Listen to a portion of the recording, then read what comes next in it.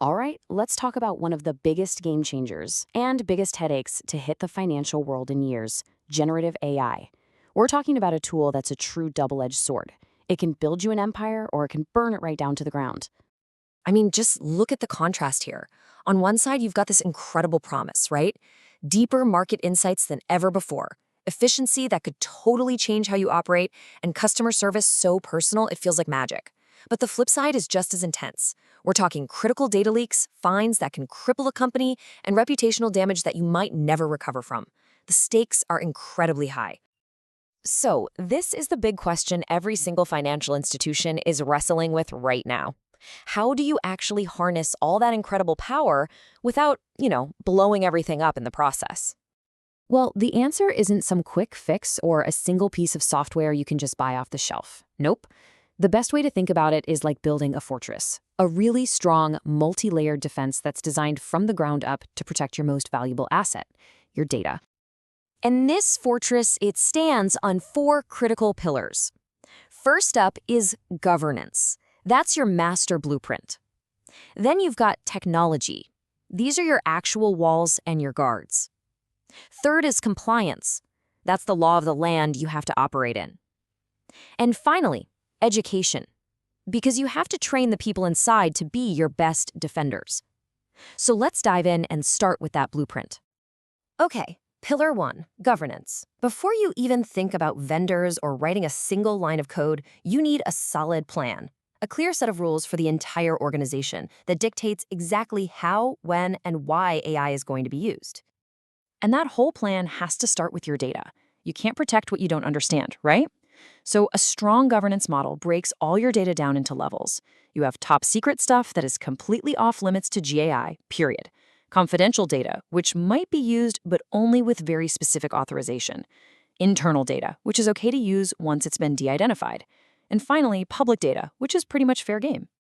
This means you have to draw some really clear, non-negotiable red lines in the sand.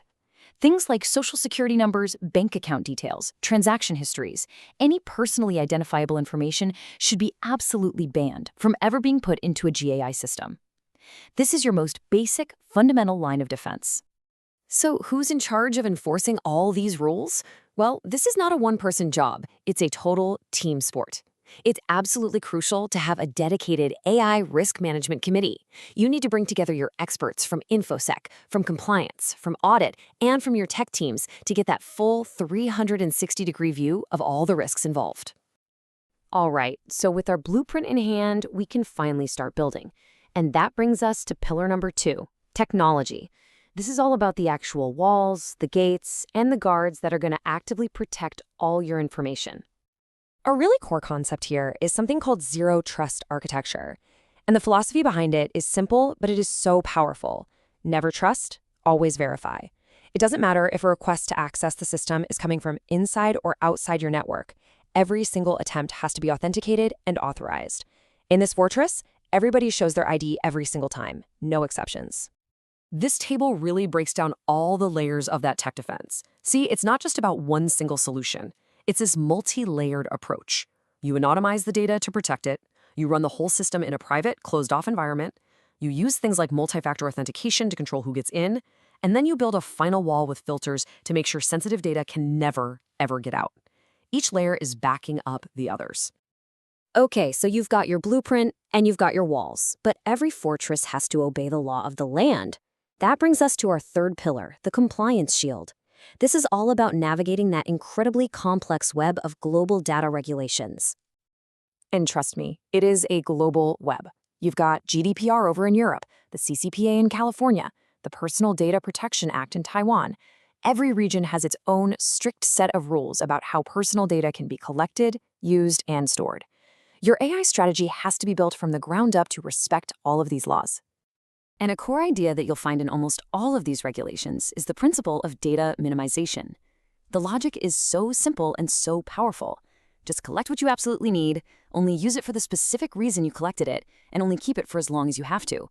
Why? Because data you don't have can't leak. It's as simple as that. And that brings us to our fourth and final pillar.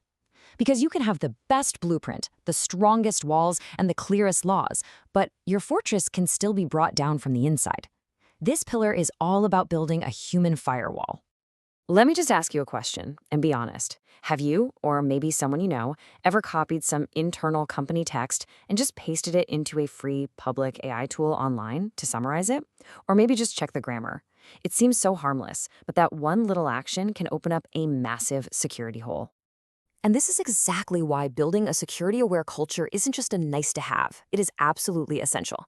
And you build it with high-impact stuff like regular training, running simulated breach drills, and making sure people have clear ways to report issues without any fear.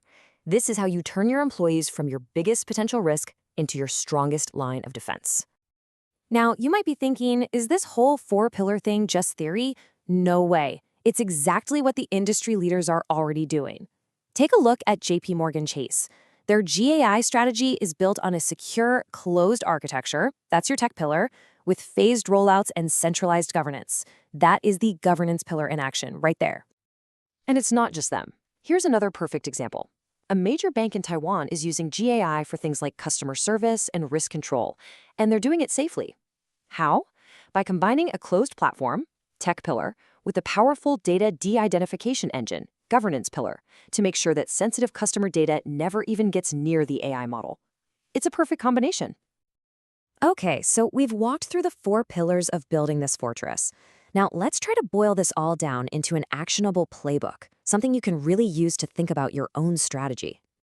At the end of the day, everything we've talked about really comes down to these three core principles. Number one, secure adoption. That means build your fortress before you move your valuables in.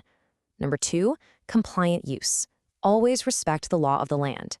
And number three, monitorable management. You have to constantly keep watch on your fortress because the threats out there are always evolving. And when it comes to actually implementing these principles, look, there is no room for half measures. The level of commitment that's required for GAI security is 100%. This is an all or nothing game. So, I'll leave you with this one last question to think about. When you look at your own organization's approach to generative AI, what do you see? Are you methodically and carefully building a fortress that's designed to last? Or are you just quickly throwing together a house of cards, waiting for the first strong gust of wind to come and knock it all down?